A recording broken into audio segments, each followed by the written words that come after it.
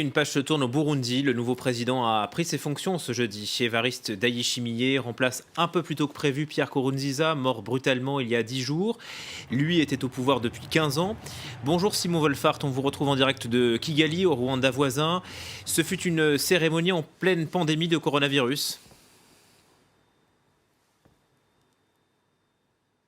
Oui, tout à fait. C'est une cérémonie qui a commencé juste avant de prêter serment. Évariste Ndayishimiye s'est agenouillé au milieu des représentants religieux, catholiques, anglicans, évangéliques, musulmans, qui l'ont béni pour son septennat à venir.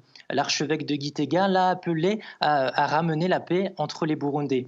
Alors, Évariste Ndayishimiye a ensuite prêté serment. Il a juré fidélité à l'unité nationale devant Dieu et devant le peuple burundais. La cérémonie d'investiture avait lieu dans le stade Ngoma, dans la capitale Gitega, devant un parterre de Burundais. Chaque province y était représentée par une délégation de 300 personnes.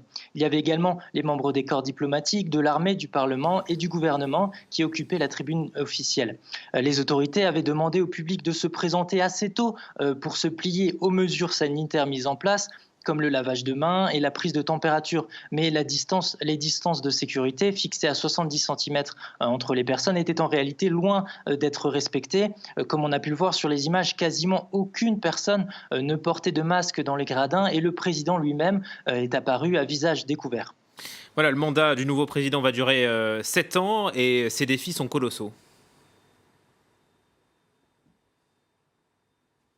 Oui, tout à fait. Alors, les défis que va devoir relever le nouveau président Évariste Ndayishimiye sont nombreux. Même avant son investiture, il avait dit que la priorité donnée à son mandat serait la relance de l'économie. Aujourd'hui, selon la Banque mondiale, 3 Burundais sur 4 vivent sous le seuil de pauvreté et 1,7 million de Burundais sont en situation d'insécurité alimentaire sévère.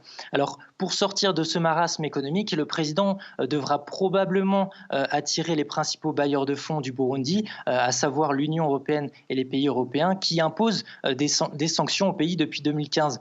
Mais ces bailleurs semblent prêts à accorder une chance au nouveau président.